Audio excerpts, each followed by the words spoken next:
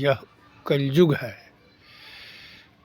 कलयुग में बहुत कम समय में और बहुत कम सामग्री में श्रद्धा भक्ति से पूजा पाठ जप तप करने से अधिकाधिक फल मिलता है। लेकिन लोग को नासमझ के कारण ही वो फल लुप्त भी हो जाता है। लोग कहते हैं हम इतने पूजा करते हैं, इतने पाठ करते हैं, लेकिन फल नहीं मिल रहा है। तो फल कैसे मिलेगा? सब हर कर्म का संविधान होता है। पूजा का भी संविधान है, कैसे पूजा करें, क्या नियम है, क्या निष्ठा है, क्या प्रेम है। ऐसे ही पाठ का है, ऐसे ही जप का है, सब का है। लेकिन उसको ना समझ के कारण, इसका अर्थ नहीं है जो बड़े विद्वान है वही समझता है, बड़े जो है सो माने कोई बड़ी इंजीनियर डॉक्टर प्रोफेसर है वही समझता है। ऐसा बात नहीं है। ये चीज़, ये ज्ञान कब होता है? ज्ञान के तहत ही उनको परखने में वो समर्थ होता है एक कर्म धर्म को, नहीं तो नहीं समझता है। जैसे रावण का उदाहरण ले लीजिए, जो कोई भी विद्वत में इत्यादि में कोई भी कमी नहीं, लेकिन वो कैसे पथभ्रष्ट हो गए।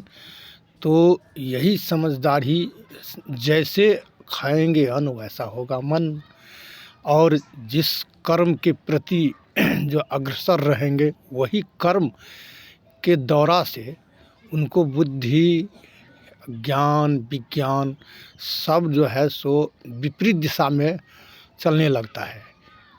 फल मिलने में दिक्कत करता है। लेकिन लोग को क्या होता है, हम बड़े विद्वान है, वही अहंकार में जो है सो उसका सारा समय नष्ट हो जाता है और वो नर्क की तरफ चल बसता है। और इसका जो है सो मेन कारण यही है, वही लोग को समझ में नहीं आता है।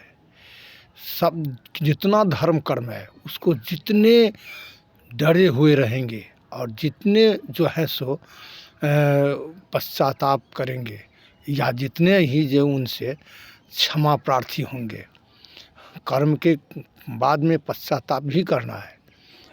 पश्चाताप क्या पश्चाताप? ये पश्चाताप जो देखिए, हम तो कर्म करने में असमर्थ हैं, लेकिन इच्छा है करने का।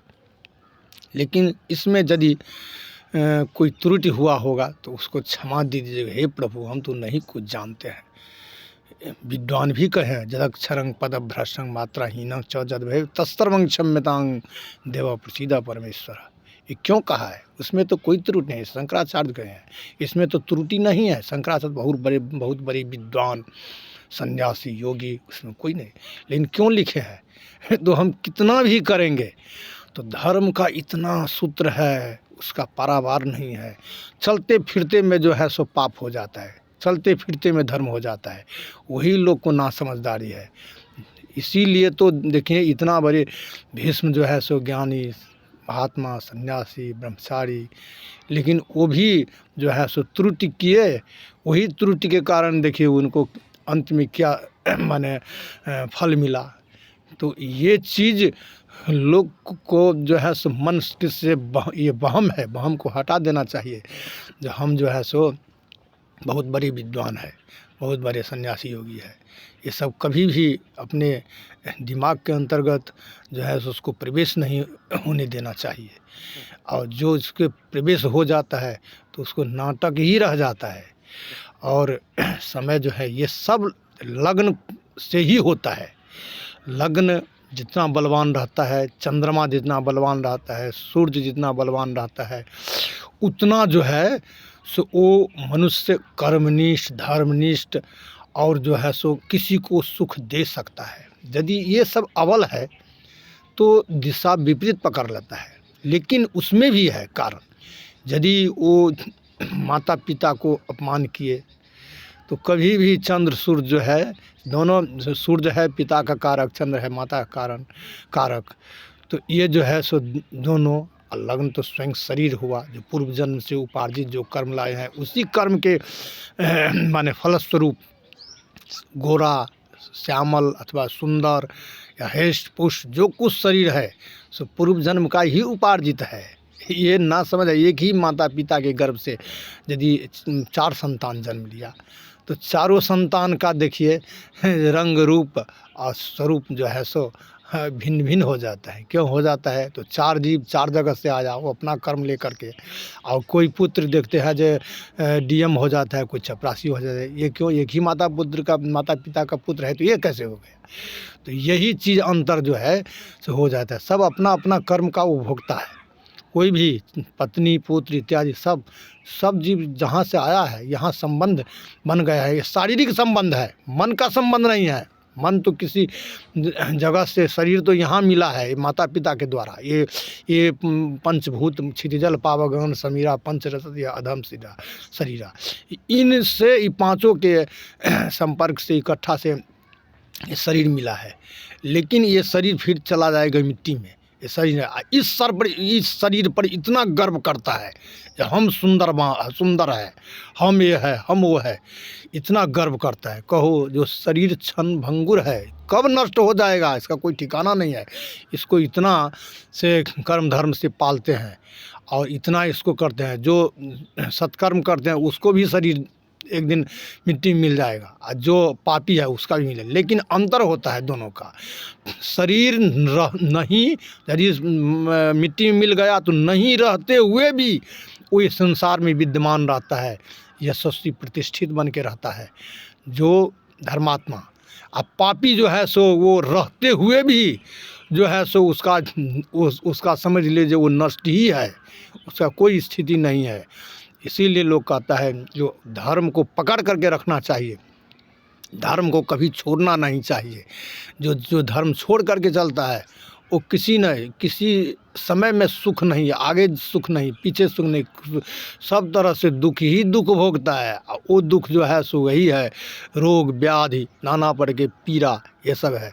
वो कहो तू जिसको ये अर्जन करके तू अपने पुत्र इत्यादि को दिया है, क्या वो पुत्र ये सब तुम्हारा दुख भोगता है?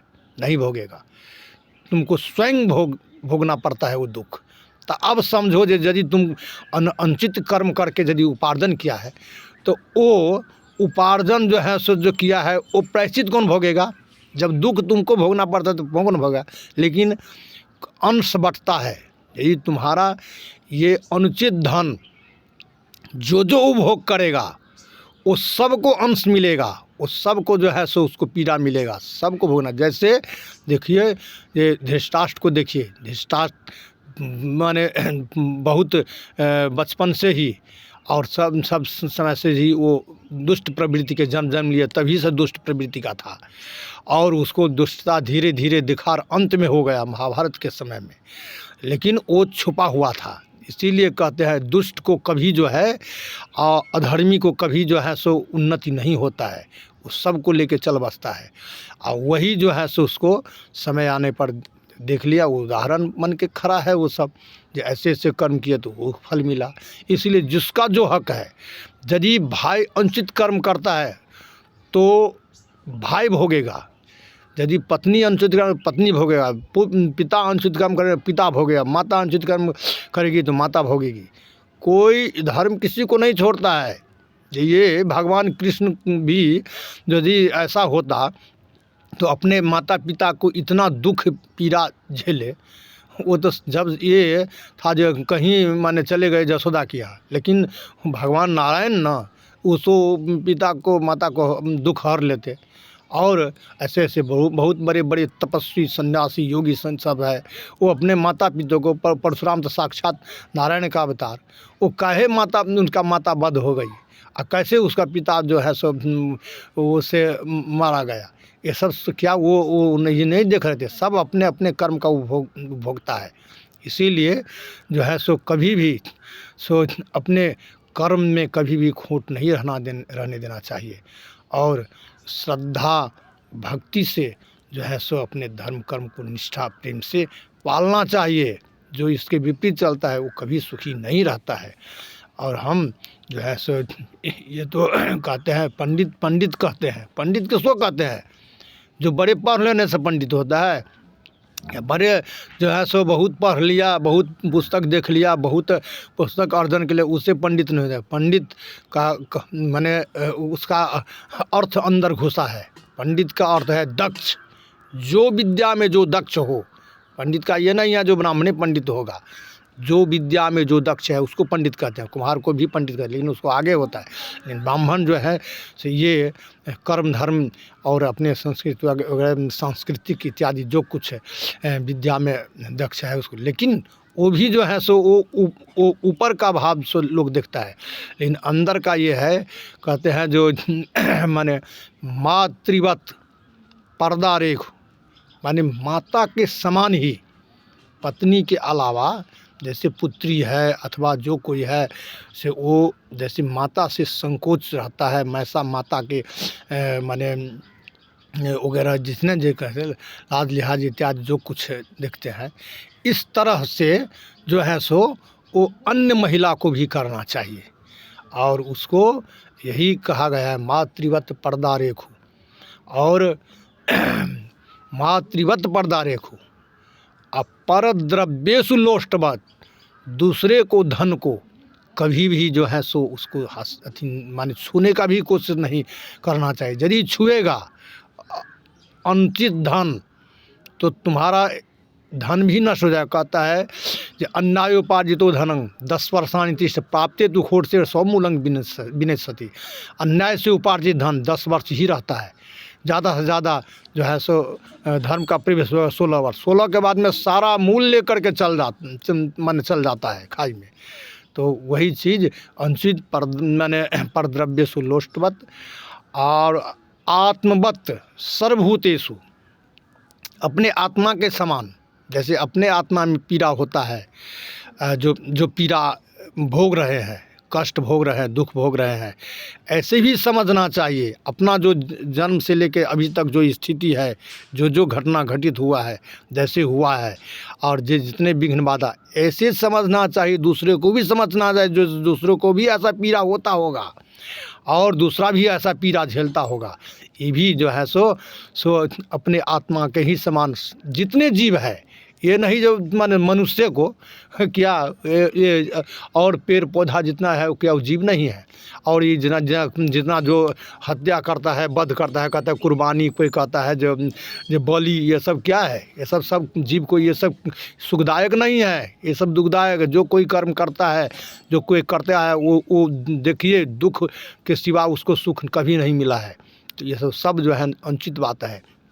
और तो कभी भी जैसे ये सब अनुचित कर्म किसी जीव को जो है सो कभी भी पीड़ा नहीं देना चाहिए। यही बात जो है सो क्या कहते, सीता जब जंगल गई थी तो लव कुश के साथ वो लकड़ी लाने गई थी सीता, तो उस समय में लव कुश इतना ज़्यादा लकड़ी काट लिए, तो उन्होंने सीता उनसे लव कुश से माने कहते हैं देखो से प्रकृति का ये धरोहर है, प्रकृति का ये वस्तु है, हम प्रकृति से मांग करके लेना चाहिए और जितना ज़रूरी है उतना ही लेना चाहिए। यही धर्म का कथन है उसके ऐसे नहीं। तो और जो लकड़ी ज़्यादा था वो रखवा दिए, जितना ज़रूरी था उतना लेके चल दिए। तो ये सब लोग धर्म कर्म नहीं देखता है, सोचे देखता है जो हम ये खस्सी वध कर देंगे, ये हम गाय को कुर्बानी कर देंगे, यही हमको अल्लाह मांग कर रहा है, यही फलना। अल्लाह इतना मान किया, तू जैसे मूर्ख है इतना पढ़ लिख करके, ऐसे अल्लाह भी है। अल्लाह ने सबको बनाया है, ईश्वर ने सबको ये जगत को निर्माण, वही को अल्लाह कहते हैं, उसी को ईश्वर कहते हैं। इस जगत को निर्माण की है, जितने जो है सब उसी का संतान है। अपने संतान का यही चीज़ जो यही बात जो है सो लोग कहता है जो दुर्गा नहीं, ये दुर्गा छागर खाती है, ये माने चंडी जो है सो ऐसे माने छागर का रक्त का अथी रहता है। नहीं, चंडी जो वही दुर्गा चंडी हुए है, और चंडी माता जो है सो वो चंड मुंड को क्यों वध किए? वो भी तो उन्हीं का संतान है, लेकिन इसलिए वध किए यदि किसी जीव का यदि कोई जो है सो अनुचित माने दुर्गति देगा या उसको हानि पहुंचाएगा, तो उसको कभी भी माता क्षमा नहीं। ये माता नहीं है, ये संसारिक माता नहीं है, वो जो है असंसारिक माता है। वो जो है सो कोई भी अनुचित कर्म जो है सो किसी का किया हो वो बर्दाश्त नहीं करती है। ये माता को तो अपने ही पुत्र को, ये माता का क्या बात है, ये माता तो अपने ही पुत्र को देखता है कि हमारा पुत्र को वृद्धि हो, हमारा पुत्र को जो है सो उन्नति हो, और दूसरे को हानि हो, दूसरे को कुछ हो, वो नहीं देखती है। इसी कारण से तो ये इसमें से ज़्यादा प्रायश्चित हो जाता है। ये प्रायश्चित के कारण से न उसका पुत्र सुख भोगता है, न वो सुख भोगती है, सब जो है सो चला जाता है नरक में। तो यही चीज़ हम से आपको अभी बता रहे हैं। और यही यदि कहीं किसी बात का कोई शंका समाधान हो तो ज़रूर फ़ोन से पूछ लेना चाहिए। हमारा फ़ोन नंबर है जो है सो 87 97 29 98 और 64, इतना नंबर है। इस नंबर पर जो है सो फ़ोन करके पूछ सकते हैं। दोस्तों, भाई, बंधु, यदि शंका समाधान हो तो, नहीं शंका समाधान हो तो देखते रहिए और अपने आप को बदलाव लाइए। इसी से देखिए, जो इसी से आपका रास्ता कैसा सुंदर बन जाएगा। वो सुंदर पथ से आप चले जाएंगे। जो मन में इच्छा होगा, जो सुख का कामना होगा, जो कर्म धर्म का, सब आप सरलता से कर लेंगे। तो अब विराम देते हैं।